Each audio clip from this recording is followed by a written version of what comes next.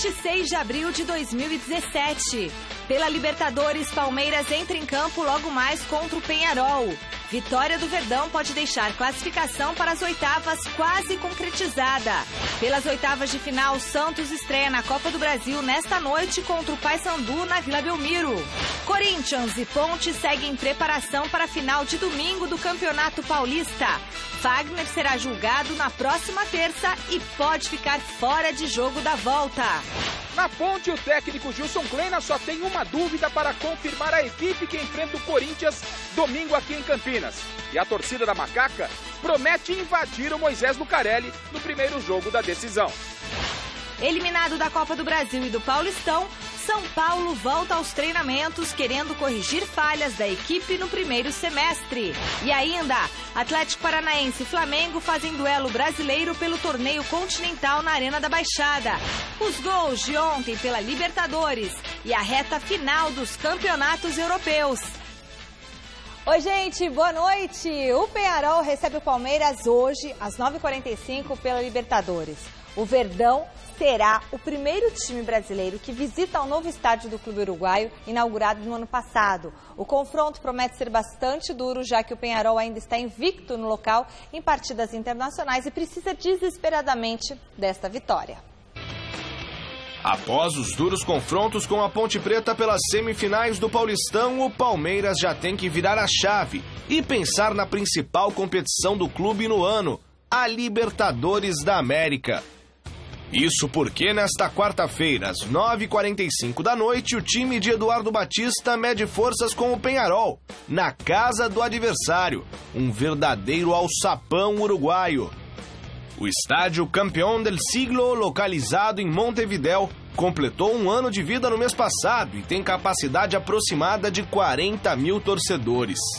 Com custo de construção considerado baixo para os padrões das novas arenas espalhadas pelo mundo, o estádio foi erguido por cerca de 150 milhões de reais, sem esbanjar nenhum tipo de luxo. Apenas um dos setores tem cadeiras, com a predominância das arquibancadas sendo de concreto. Além disso, não há telões de LED gigantes, algo comum nas arenas brasileiras, por exemplo. Com base na última partida entre os dois clubes, com vitória palmeirense apenas aos 54 minutos, é de se esperar um jogo bastante duro e brigado. O triunfo deixou o Verdão na liderança do grupo com 7 pontos, logo acima do Jorge Wilstermann da Bolívia com 6. Os argentinos do Atlético Tucumã aparecem na terceira posição com 4 pontos. Já os uruguaios, com apenas 3 pontos, com uma vitória em 3 partidas, seguram a lanterninha do grupo. Palmeiras e Peñarol já são velhos conhecidos, tendo inclusive decidido uma final de Libertadores em 1961. Naquela final, após vitória dos uruguaios no jogo de ida por 1-0, no duelo de volta no Pacaembu, o Peñarol saiu na frente logo no começo do jogo, e nem mesmo o empate dos palmeirenses já no segundo tempo foi capaz de tirar o título dos uruguaios. 56 anos se passaram desde aquela final. Os times já se enfrentaram outras vezes, mas o clima de decisão está novamente no ar.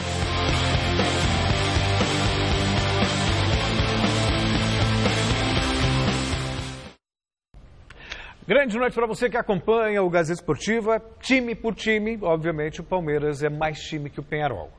Isso não se discute. Agora, quando a bola rola em território uruguaio, aí existem diferenças, existem fatores que equilibram o confronto. O calor da torcida, a maneira como os uruguaios crescem em casa, são muito mais jogadores com vontade do que do ponto de vista do que primor técnico. Então eu acho que o Palmeiras vai ter um confronto muito difícil, muito brigado logo mais. E se voltar de lá com um empate, para mim já pode ser considerado um ótimo resultado. O que você acha, Flávio? Boa noite. Boa noite, Celso. Boa noite, Michele, amigos do Gazeta Esportiva. Eu acho que o Palmeiras tem condição de ganhar o jogo. Empate é claro que é um bom resultado, né? Tranquilo. Se ele ganhar, ele praticamente se garante.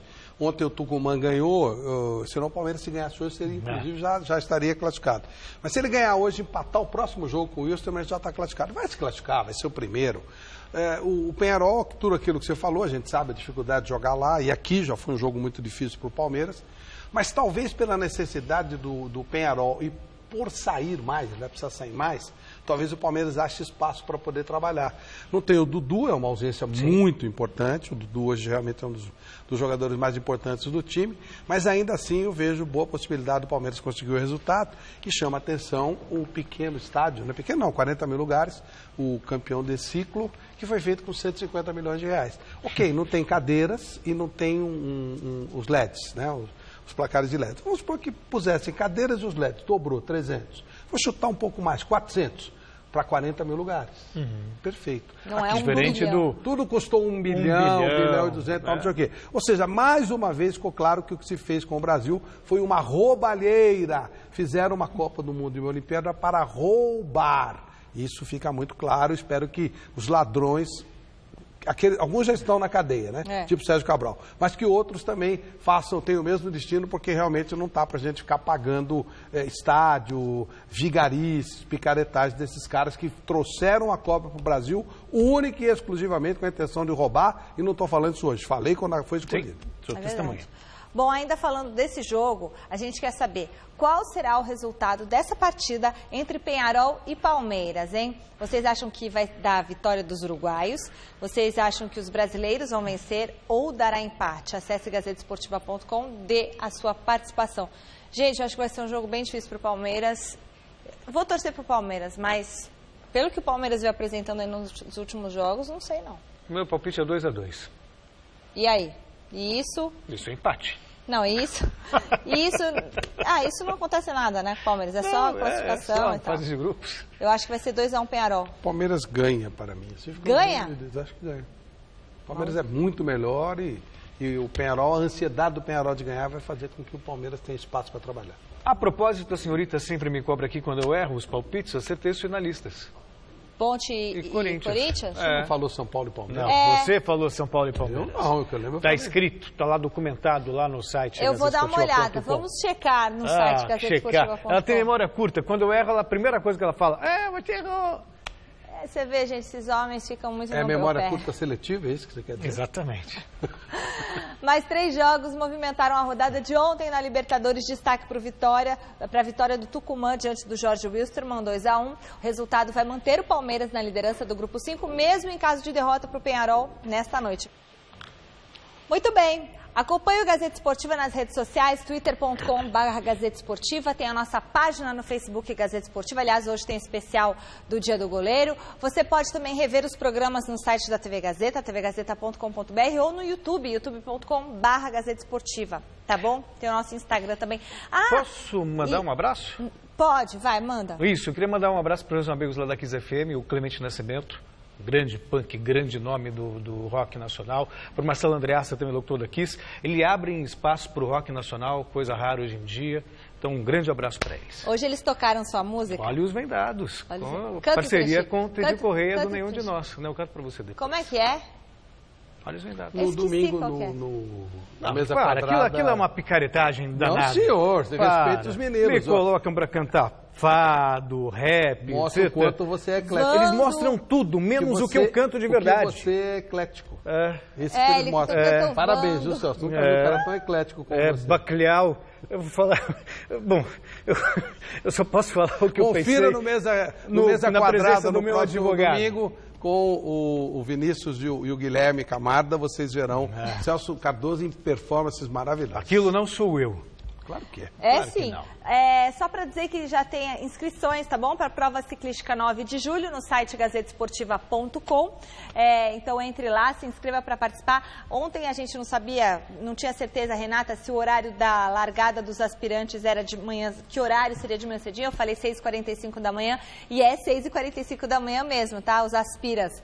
Então a gente aqui, nós que não somos profissionais, 6h45 da manhã. Eu vou nessa. Largada na porta do Jockey Clube. E chegada na porta do Jockey Clube, inscrição R$195. Mas escuta, mas o Flávio, eu acho que ele vai correr de maneira ilegal.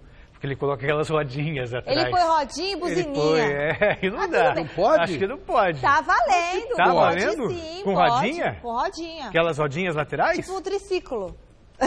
Só não vale se for motorizada. Ó, é legal pra caramba, gente. Quem puder, vai que você... É uma experiência fantástica, é delícia, é uma delícia. E não tem subida, viu? Como então ação você silvestre pode... é uma delícia. Eu tô falando para os aspirantes. Os profissionais, é lógico, né? É a vida dos Eles caras. amam. Mas o cara que aspira, como você disse, nossa, vai viver uma experiência espetacular. É delicioso. É isso aí, muito legal mesmo. Segundo informação publicada pelo site Globo Esporte, a Copa América de 2019, que será realizada aqui no Brasil, terá 16 seleções, as 10 da Conmebol e mais 6 convidadas que ainda serão definidas. Ainda, segundo a publicação, serão 7 sedes com 8 estádios para a disputa do torneio. Porto Alegre, São Paulo, Rio de Janeiro, Belo Horizonte, Salvador e Brasília já foram as cidades previamente escolhidas, faltando a definição ainda da última vaga entre Fortaleza e Recife. Apenas o estado de São Paulo deve contar com 2 estádios, sendo eles a Arena do Corinthians e o Allianz Parque. No resto das sedes, as arenas escolhidas deverão ser as usadas na Copa do Mundo de 2014. Aí eles vão alegar que tem que fazer reforma, né? Com certeza. Apesar dessas informações já terem vazado, elas só serão anunciadas quando o comitê organizador local for formalizado oficialmente. O Maracanã, por exemplo, vai começar a obra semana que vem. Já, nossa, né? Ah, com certeza. Eles vão roubar pra caramba nessa Copa América também. Os caras, ainda? Eles mudam o método. Eles mudam o método. Eles só mudam, sabe, mudam muito o método. As quadrilhas, elas se renovam. Elas fazem novos formatos. Infelizmente, eu acho que vamos ter roubo de novo, viu, nisso aí. Agora, eu fico me perguntando uma coisa. Se você fizer uma Copa América com mais Estados Unidos, Canadá, México, Costa Rica... Não, vai vir a time da Ásia, então, ainda faz sentido. Agora, Japão, por exemplo, né, como já teve... Já teve. Pois é. Vamos imaginar uma coisa. Portugal vem aqui com Cristiano Ronaldo. Vamos imaginar que seja escolhido? É o descobridor. Pois é, e ganha a Copa América. Campeão da Copa América 2021. Não, 2019. Não vale. Portugal. Ai. Faz a piada do Manuel? Não precisa. Não precisa? A piada já está pronta, né? Manuel, eles querem Portugal. É verdade que Portugal ganhou a Copa América. Eles querem Portugal e Espanha por serem os colonizadores. Essa é a ideia. Agora, a pergunta que cabe... Bom, aí tem que pôr Inglaterra, porque também colonizou os Estados Unidos. Também, Por que causa, razão, motivo ou circunstâncias esses países iriam aceitar jogar ficar Copa aqui um América. Tempão jogando Copa América? Os times estão lá, o Cristiano Ronaldo joga no Real Madrid, os caras vão ficar cedendo o jogador para esse negócio? Esquece isso, vai vir a raspa do tacho. Talvez venha a seleção de Malta, do Chipre, a seleção de Honduras. Da Zâmbia. Vem isso aí. Tudo bem, quer unir a América, eu acho sensacional. Faz uma Copa América de fato. Libertadores deveria ser assim, ou Copa tudo. das Américas. Pronto, aí você resolve o problema. Você tem time a dar concorrente. Eu acho importante ter 16 times, porque você precisa fazer reforma e roubar, entendeu? É isso. O Gazeta Esportiva quer prestar uma homenagem especial a todos os goleiros do Brasil. Pois é, hoje, dia 26 de abril, é o dia deles. Um evento realizado aqui em São Paulo reuniu profissionais que fizeram história na posição e outros que trabalham em busca do sucesso. Veja na reportagem de Adriano Dolfi. 26 de abril é o dia do goleiro. Um encontro na Academia de Goleiros de Zete foi realizado para celebrar a data, com debates, palestras e workshops, com os preparadores, ex-atletas e goleiros, como Sidão, do São Paulo. Por que será que o goleiro tem um dia só para ele? Porque deve ter a função mais difícil de um time? Concordo que é a mais difícil. A gente joga com uniforme diferente, a gente joga de luva, a nossa posição é diferente. Eu acho que isso fez com que nós tivéssemos um dia especial só para nós. Então é uma profissão a qual é muito cobrada. Num jogo você pode ser o herói e o vilão ao mesmo tempo, então eu acho que é justo a gente ter um dia só pra gente. Eu acho que o goleiro, ele traz uma responsabilidade, né, na sua posição. Ele traz um equilíbrio, por ser o último homem, ele não pode errar. Ele é diferente ali, né? Não só na roupa, né, no uniforme, mas ele é o raciocínio diferente de uma equipe. Uma posição que reserva histórias curiosas. Quando mudou a regra, né, em 91, nós jogamos no Morumbi, lotado, contra o Inter de Porto Alegre. Paulinho Criciúma era o atacante do Inter. Aí atrasaram a bola para mim, não lembro quem era o zagueiro na época, atrasou a bola, acho que o Ronaldo. O Ronaldão trazou a bola para mim na marca do pênalti e eu fiquei naquela dúvida, pego ou não pego? O Paulinho correndo em cima de mim, né? Eu puxei a bola, deu um totozinho no Paulinho, ele deu um carrinho com a perna aberta, pegou na ponta da chuteira dele, entrou no gol. É verdade. 2-1. Quer dizer, em vez de dar um bico que nem o Arley, né? 2-1. Aí o Tele do banco assim, o Rogério me perdoa até hoje, porque o Tele olhou assim para o Rogério, tá vendo, o goleiro não sabe jogar, faz o simples, né? Se antes não nascia nem grama onde pisavam, a profissão de goleiro cresceu, ganhou status e evoluiu na formação e preparação. Os treinamentos foram aprimorados, mas um aspecto não mudou nada, a pressão. A partir do momento que você se arrisca a ajudar seu time, jogar mais adiantado, arriscar passes ali que vai ocasionar perigo de gol para o nosso time, não para o adversário, mas que ao mesmo tempo são arriscados, você acaba trazendo uma pressão maior. Então ela continua aumentando essa pressão para cima da gente. Sidão é um bom exemplo dessa pressão. Ele chegou no São Paulo após grande ano no Audax e no Botafogo. Depois de 9 partidas como titular, foi criticado e ainda se lesionou. Hoje é apenas o 3º goleiro do tricolor. Você ficou chateado com essas críticas? Talvez tenham exagerado nessas críticas? Como é que você reagiu a isso? Chateado eu fiquei por conta da forma que foi. Eu acho que eles escolheram alguém para botar a culpa e no meu caso foi o goleiro. Então, mas eu estou tranquilo. Eu pude absorver o que aconteceu. Eu sei que eu não pude render o que eu estava rendendo na Florida Cup, por exemplo, por conta dessa lesão que eu vinha carregando, mas eu 100% posso ser cobrado porque eu sei que eu posso render. Eliminado em 2 competições, o São Paulo terá 15 dias dedicados apenas aos treinamentos. E Sidão espera que nessa intertemporada possa receber uma nova oportunidade do técnico Rogério Ceni. No dia 11, que é o nosso jogo de volta nessa competição internacional, eu não vou poder jogar ainda, mas no dia 14, quando começa o Brasileiro, eu já estou à disposição. Então eu quero entrar na briga aí no dia a dia, nos treinamentos, e provar que eu tenho condições de voltar a ser titular.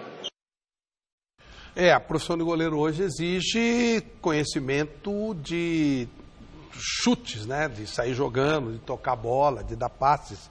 Ampliou-se o mercado do goleiro. Hoje um grande goleiro, ele vale mais se ele tiver uma boa habilidade com os pés. Isso passou a ser diferenciado.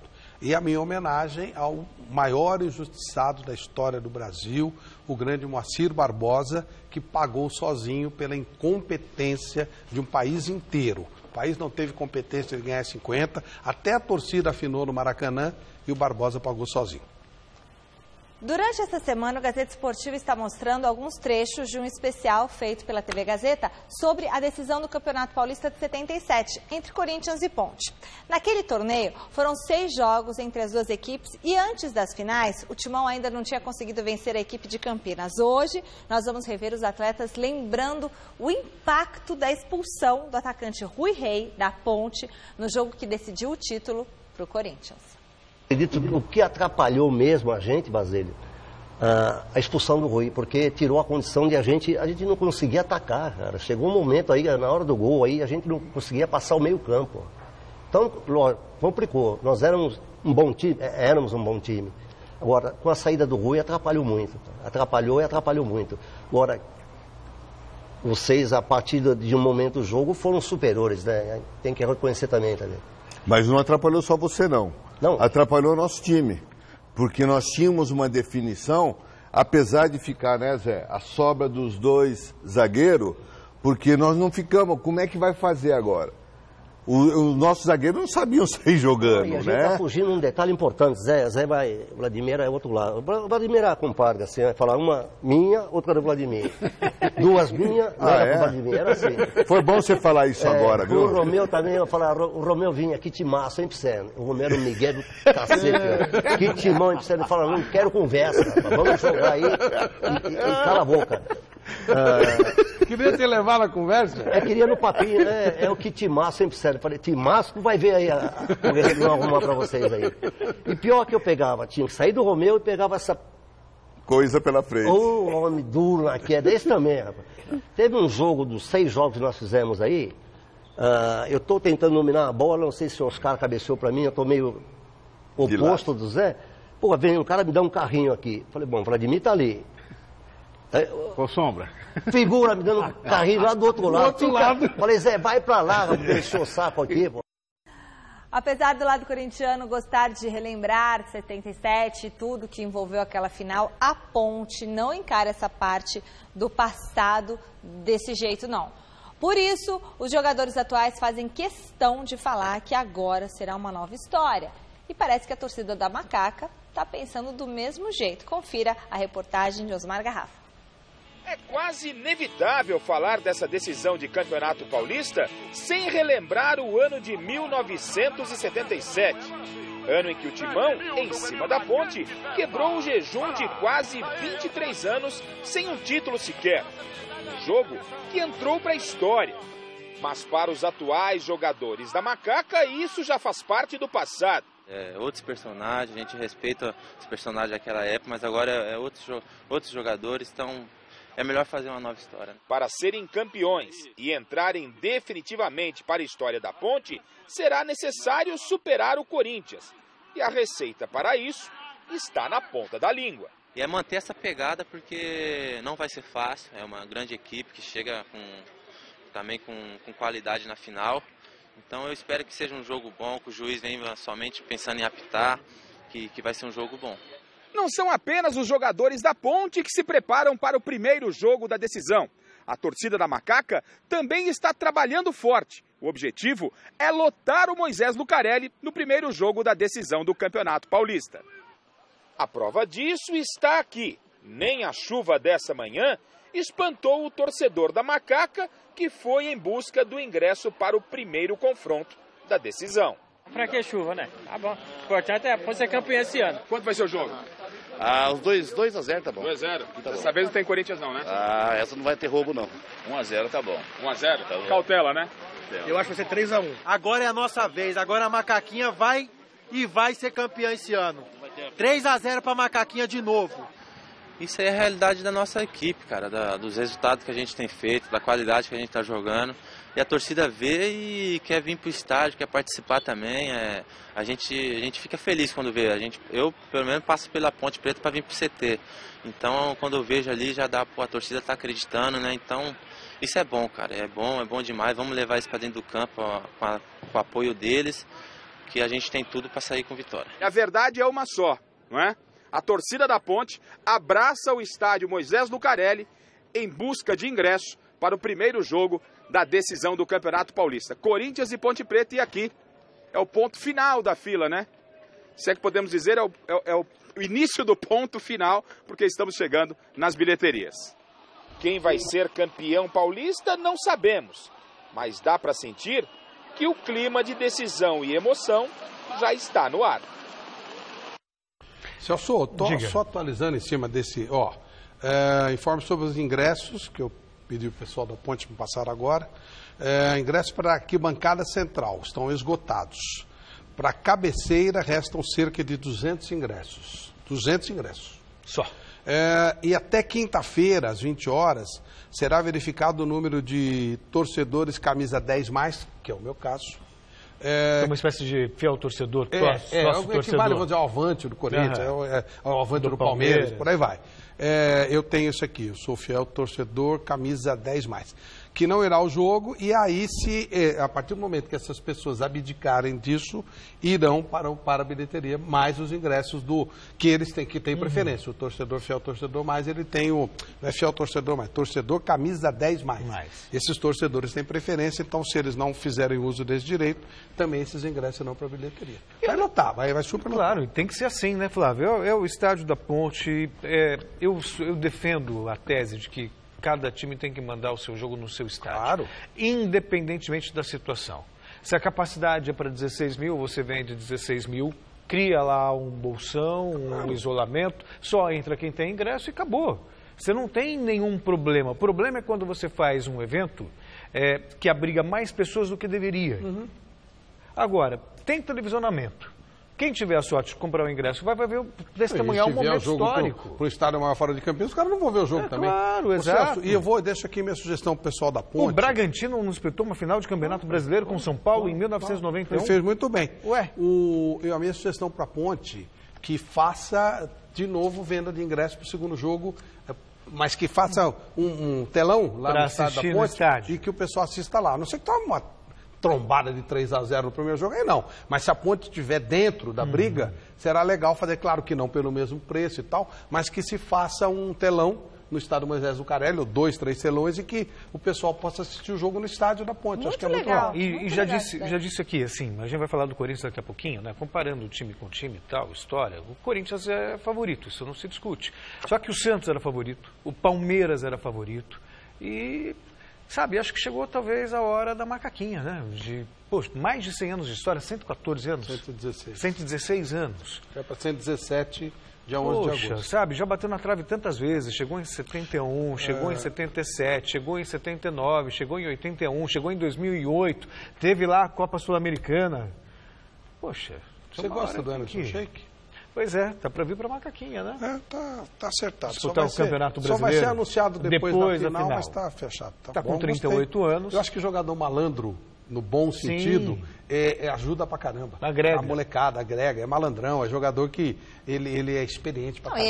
Ele é bom jogador. Além disso, é malandro. Lembra quando ele mordeu os dedos dos caras do Boca e tal? O cara, ele é inteligente, ele não deu um pontapé, não fez nada, senão teria sido expulso. Faria diferença num jogo desse, claro que faz, eu gosto muito dessa contratação, achei legal. Muito legal. Bom, nessa quarta-feira o Corinthians recebeu uma notícia desagradável em relação ao caso Fagner Cueva, que os dois trocaram agressões aí no clássico disputado no último domingo. O repórter Adriano Dolfi esteve agora à tarde no CT Joaquim Grava e traz pra gente as informações sobre essa história. Veja aí.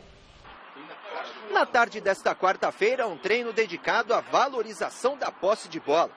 Pensando na pressão que deverá sofrer em Campinas, o técnico Fábio Carilli dividiu o elenco entre titulares e reservas, em um campo reduzido, apenas sem a presença do meia Jadson, poupado da atividade e com Pedrinho em sua vaga.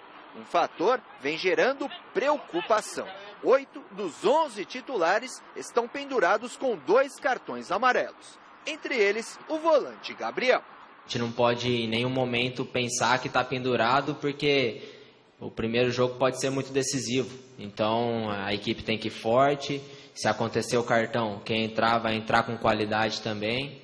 Mas a equipe está bem preparada e bem concentrada para fazer um grande jogo. Dos 8 jogadores pendurados com 2 cartões amarelos, um deles poderá ficar de fora da grande final do Campeonato Paulista. O lateral Fagner será julgado na próxima terça-feira pelo Tribunal de Justiça Desportiva da Federação Paulista de Futebol, por causa de um lance envolvendo o São Paulino Cueva. Foi um jogo muito truncado, né, onde não foi só o lance dele, teve vários outros lances que aconteceram, chegadas mais fortes, como socos, soladas, onde, né, acho que enfatizou muito no Fagner, né, e não foi só ele. Então, como eu disse, isso daí, ele está com a cabeça tranquila, estamos focados aí nesse primeiro jogo da decisão. A gente espera, né, não perdê-lo, porque ele é um jogador muito importante para o grupo. Um lance que não foi só ele, né? Foram 2 jogadores e aí, se caso acontecesse alguma coisa, acho que só o Corinthians ia ser prejudicado. E isso eu acho errado. Os dois. Na verdade é que os dois realmente estavam lá. O Cueva tentou dar uma cabeçada, empurra dali, aí vem a Paulistinha. Isso aí aconteceu no jogo entre Português e Noroeste a semana passada e ninguém falou nada. Ninguém viu. Aconteceu no jogo do Araçatuba contra sei lá quem, contra o Taquaritinga, também ninguém viu. É que esse jogo da mídia, esse jogo, os caras vão aparecer, os tais caras do tribunal. O jogo tem que ser decidido no campo. A partir do momento que o árbitro não viu, pô, no árbitro. Agora vai em cima disso aí de imagem, aí você cria casuísmo no futebol. Porque todos os jogos têm que ter o mesmo tratamento. Se no jogo da Ferroviária de Assis contra o Batatais não tinha câmera e não viu, por que o jogador daqui vai ter que ser punido e o de lá não? Então é casuísmo. E vão querer aparecer, vão querer, sabe? Vai demorar o julgamento. Mas se bem que já se tornou normal isso, mas né? Copa do Mundo, tudo. Então, mas aí todos os jogos da Copa são monitorados. Isso é uma palhaçada. No troféu do interior eles estão fazendo isso? Não tá palhaçada, é ridículo. Querem aparecer, sempre foi assim. E é julgamento político. Tipo assim, se o Corinthians tomar uma burdoada enorme, aí eles suspendem o Fagner. Se precisar do Fagner, não vão punir. E não tem que punir mesmo, não. Tem que ser o juiz que tem que punir, não vai tribunal. Eu nunca confio nisso aí. Sempre tem. Não. É complicado, é político. Se fosse um tribunal de penas, né? Você tem definido, fez tal coisa, tanto, X. Até porque normalmente eles fazem a punição. E depois recorre e converte em cesta básica entendeu? E fica, não leva a nada. Sabe, causa um auê danado com a primeira sentença. Pode ficar 6 meses de suspensão. E aí depois converte em cesta básica. Porque eles querem aparecer, é para isso que os caras estão lá. Sobre o Corinthians, fico imaginando como é que vão entrar os jogadores do Carille, 8 jogadores pendurados. 8. É muita gente, né? Será que faz a falta logo de cara? Será que só... Faz. Precisa jogar com fibra,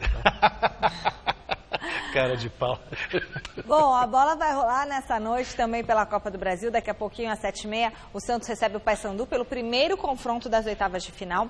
O nosso contato agora é com o repórter Alexandre Silvestre, que está, neste momento, lá na Vila Belmiro, acompanhando a expectativa para a estreia do Peixe na competição. Boa noite, Silvestre! Fala, Michele, tudo bem, minha querida? Uma boa noite para todo mundo. Vila Belmiro ao fundo, tá chovendo um pouquinho, temperatura na casa dos 24 graus, expectativa de público regular para a estreia, tanto do Santos quanto do Paysandu na Copa do Brasil.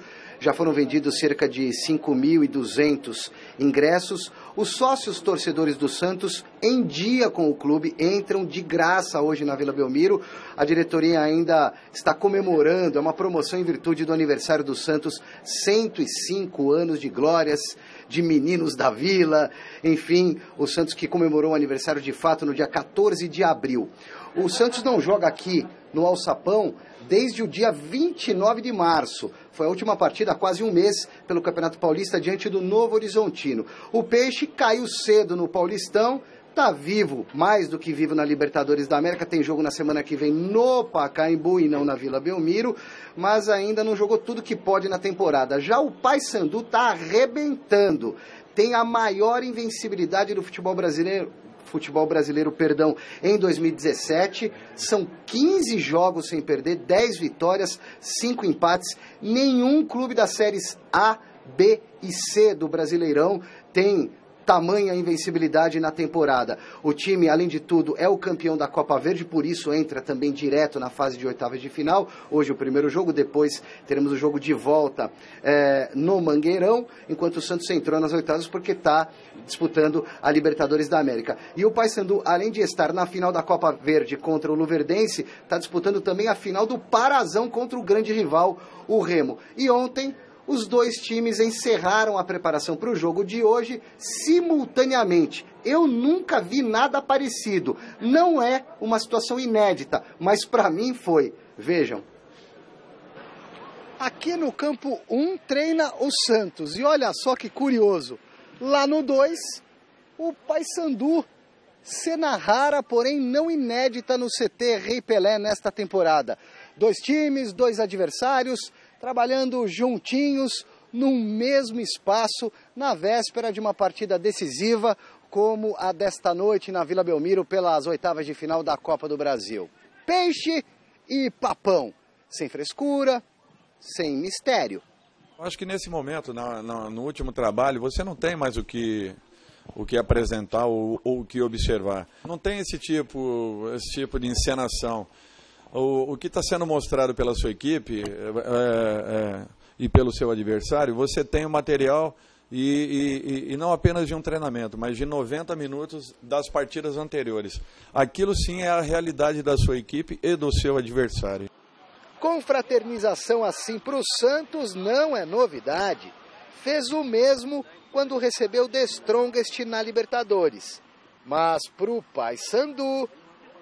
No futebol eu já vi de quase tudo, né? Mas o que está acontecendo hoje é a primeira vez. Não tem como você esconder mais nada hoje em dia da equipe adversária, né? A facilidade é tão grande para você colher as informações do adversário que não adianta você esconder, né? Não me lembro, para ser sincero, assim, de ter treinado no mesmo campo, não. Acho que isso até aconteceu fora aqui do Brasil, mas aqui no Brasil não aconteceu, não. é a primeira vez que eu tenho essa oportunidade e tô assim, encarando com a naturalidade máxima, porque não vejo qualquer tipo de problema. E sem tirar proveito da situação, hein? Questão ética, de respeito e de reciprocidade pelo que o Santos está fazendo com o Paysandu, seria até injusto a gente tentar fazer qualquer tipo de observação. Pelo menos é a minha opinião enquanto treinador. Só que sempre tem um engraçadinho de plantão para esticar o olho. E vale para os dois lados. O Peixe terá uma novidade. Matheus Ribeiro na lateral esquerda. Já o Papão... Eu tenho, na verdade, o Lombardi, né, o Fernando Lombardi, nosso zagueiro, que já vem aí, se eu não me engano, 2 a 3 jogos, que ele teve uma entorse no tornozelo, não vai poder jogar. Paysandu indigesto, finalista do Campeonato Paraense e da Copa Verde, 15 jogos de invencibilidade. O Santos, que caiu no Paulista, ainda não encanta. É mais time? É. Joga em casa? Joga. Retorna à Vila após quase um mês. Mas não pense você que a cordialidade de ontem entrará em campo hoje. A velocidade na transição deles, muito forte.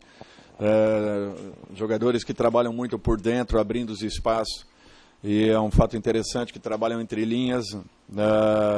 Tem uma saída muito rápida dos dois laterais. Eu acho que tem qualidades ali suficientes para que possam nos surpreender desde que estejamos aí desguarnecidos. Surpresa bacana é ver dois adversários convivendo numa boa na véspera de um duelo importante. Que o exemplo se propague. Mas o que depender de mim, o nosso CT, a Curuzu, vai estar à disposição do Santos, que eu acho que futebol, principalmente falando em termos de reciprocidade, tem que acontecer sistematicamente, até para que a gente tenha uma evolução nesse sentido, não só nas palavras, mas também nas atitudes.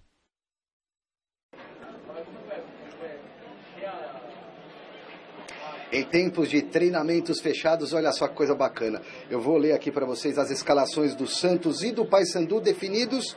O Vanderlei pelo Santos goleiro, Ferraz, Veríssimo, Braz e Matheus Ribeiro jogando na lateral esquerda. Ele que é ambidestro, mas costuma jogar pelo lado direito, vai jogar na esquerda. Renato, Maia, Lucas Lima, Bruno Henrique, Vitor Bueno e Ricardo Oliveira. A equipe do Paysandu com o Emerson no gol, Ayrton, aquele do Curitiba, passou pelo Palmeiras, Perema na zaga junto com Gilvan e Rainer na lateral esquerda, mais um jogador improvisado também na lateral esquerda. O meio de campo tem o experiente Augusto Recife de volante, Rodrigo Andrade e Wesley, Alfredo na frente, Leandro Carvalho e o Bergson de centroavante. Apita o jogo Igor Benevenuto, o Benevenuto com Teritatu de Minas Gerais. Michele, boa noite.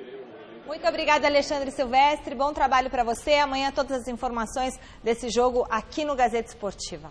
Bom, vencer ou vencer. E nesse clima que o Atlético Mineiro recebe o Libertad logo mais, 7h30, na Arena Independência. O volante Rafael Carioca e o lateral Fábio Santos falaram da expectativa para o duelo contra os paraguaios. Você acha que vai ser um jogo de muita emoção, como costumam ser os jogos do Atlético na Libertadores? Sem dúvida, né? Até porque a gente vai enfrentar uma equipe bem competitiva, complicada, que sabe se defender. Mas a gente espera fazer um grande jogo, poupar o coração do atleticano o máximo possível, se conseguir fazer o placar o quanto antes, melhor. Mas pode ir para a Independência esperando muita entrega de todos e tomara aqui com os 3 pontos. Um time que catimba muito. Tem que ter raiva, é um jogo que eu estava falando até para meus amigos. Para a gente tem que ser guerra, a gente está diante da nossa torcida, está diante do nosso torcedor, do campo bom. Acho que só a vitória nos interessa, nenhum empate para a gente seria um bom resultado. Então é jogar com raiva, mas não quer dizer dar pancada, ser desleal. Jogar com raiva eu quero falar, jogar para vencer, jogar com intensidade, com nível de concentração lá em cima. Outro jogo que promete agitar a rodada desta noite na Libertadores acontece às 9h45 na Arena da Baixada, em Curitiba. O Atlético Paranaense precisa de uma vitória para assumir a liderança do Grupo 4. Para o rubro-negro carioca, um empate já é o suficiente para manter a equipe na primeira colocação. Tem tudo para ser um grande jogo. Acho que a atmosfera vai estar excelente, como deveriam ser todos os jogos, em que infelizmente não é isso que acontece. A arena vai estar linda, vai ser uma grande festa. A torcida do Atlético já nos acostumou a isso. Nós temos sempre que agradecer o forte apoio que ela nos dá. A torcida do Flamengo a gente sabe que vai, comparece e leva a equipe. Então tem tudo para ser um grande jogo. Eu espero que acima de tudo seja um excelente jogo e uma propaganda positiva para o futebol. Se jogarmos o que jogamos, certamente teremos muita chance de ganhar. Se cometermos os erros que cometemos, certamente não o faremos. Então, é jogar aquilo que nós jogamos, para mais. Acho que a equipe hoje está numa melhor forma, como um todo, e não cometer os erros que cometemos. Aliás, foram erros que normalmente nós não cometemos, né? Porque defensivamente é uma equipe que tem sido forte ao longo desse tempo que aqui estou, e eu espero que a gente possa fazer um jogo redondo. Independente de qual tipo de gramado se joga, o nosso maior foco tem que ser em cima da equipe do Atlético, é uma equipe muito forte, muito mais forte ainda jogando em casa, tanto que não perde aqui há quase 1 ano e meio. Tem um excelente treinador que, na minha humilde opinião, é uma das referências para nós que estamos começando. Então, o professor Paulo Autori, ele tem muita experiência também nesse tipo de competição, é bicampeão da Libertadores. Então, nós temos motivos a mais para se preocupar do que simplesmente a questão do gramado. E tem a partida contra o Botafogo de domingo como base, não necessariamente pode ser com os mesmos atletas, mas eu acho que a gente tem uma forma de jogar, os atletas sentem segurança nessa forma de jogar. A gente fez 2 atuações, as 2 últimas atuações contra o próprio Atlético e contra o Botafogo, onde a gente teve um bom rendimento. A gente espera que possamos continuar nesse crescimento, mas a base da equipe deve ser a mesma que jogou no domingo.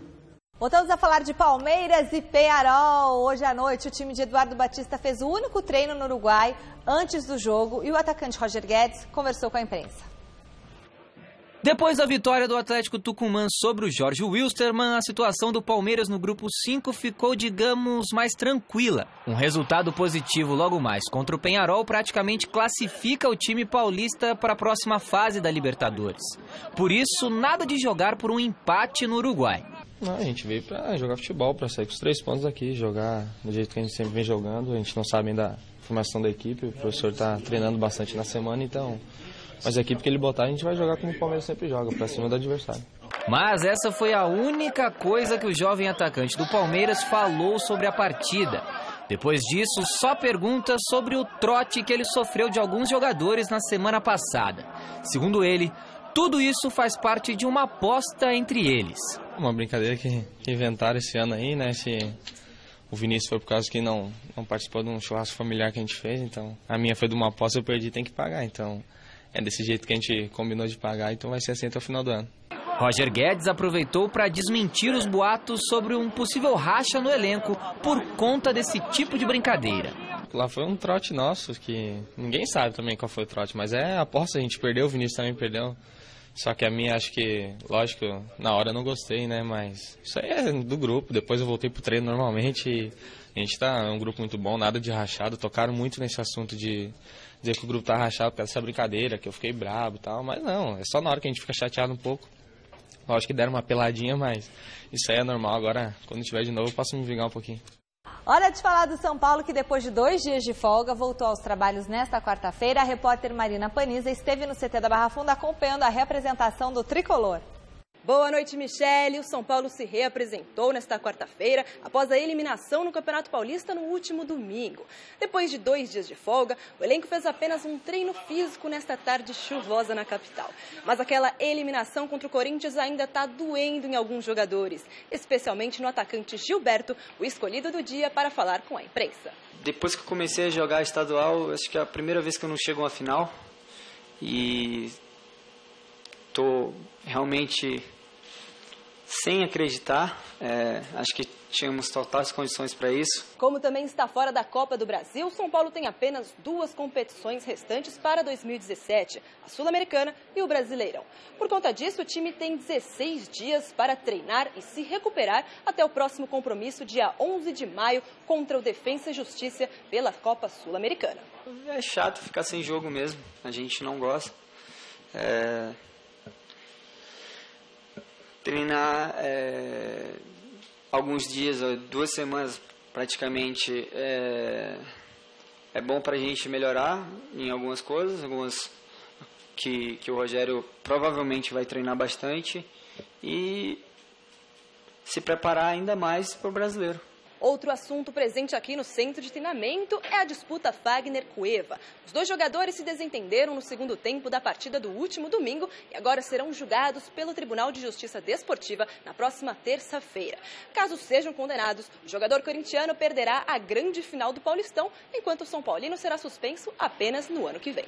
Do CCT da Barra Funda, Marina Paniza para o Gazeta Esportiva. Tá aí, portanto, Flávio, o São Paulo. Resta saber, né, como que vai ser para o Campeonato Brasileiro, quem fica, quem sai. Então, o São Paulo ele precisa reforçar o time. Ele tem um bom esquema tático, ele tem uma bela comissão técnica, o Rogério tem boas ideias. O São Paulo teve momentos bons. Começou bem, especialmente, então, depois ele caiu. Oscilou, mas ele, por exemplo, fez um jogo contra o Cruzeiro ótimo. É um time que ainda oscila, é muito próprio de time que está em montagem. Informação. Reza a lenda que o Cueva vai sair, não sei se agora ou se no ano que vem, é um melhor jogador do time. Enfim, tem que melhorar em termos de jogadores mesmo, né? De material humano para trabalhar e deixar o Rogério trabalhar em paz, que a coisa vai fluir. Agora, não tem elenco para ser campeão brasileiro, não tem reposição de peças. Consegue montar um time, mas não consegue montar reposição. Então precisa dar uma reforçada. Claro, eu acho que essa pré-temporada, né? O Campeonato Regional eu vejo como pré-temporada. Claro que já teve aí também disputa de Copa Sul-Americana, de Copa do Brasil, mas mostra que o esquema do Rogério ele é interessante. Muito bom, requer aprimoramento, isso é verdade, requer variantes, né? Possibilidades, até para não ficar a repetição do jogo aéreo em cada retranca que se encontra. E como ele muda de esquema 2, 3 vezes por jogo, isso significa mais treinamento, Sim. né? Claro. Jogadores que têm inteligência tática. Isso é exatamente isso. Final da nossa enquete do site gazetesportiva.com. Qual vai ser o resultado dessa partida entre Peñarol e Palmeiras? Deu Peñarol, 55% dos votos. Ah, gente, não. É sacanagem, mas né? Eu vou torcer pro Palmeiras. Não é Você não falou que ia dar Peñarol? Não. Você falou aqui que ia dar Peñarol, 2-1 Peñarol. Não, é a sensação, mas eu vou torcer pro Palmeiras, mas aí a pergunta é quem vai ganhar. Os corintianos também, São Paulo. Ninguém vai falar quem vai torcer. Palmeiras Você é Brasil. falou que vai dar o quê? 2-2. Palmeiras é Brasil. Amanhã a gente conversa. Você vai ver, corintiano, santista, São Paulo, todos Palmeiras é Brasil. Palmeiras é Brasil. É isso aí. Um beijo, gente. Até amanhã. Tchau. Um abraço. Até daqui a pouco no Jornal da Gazeta.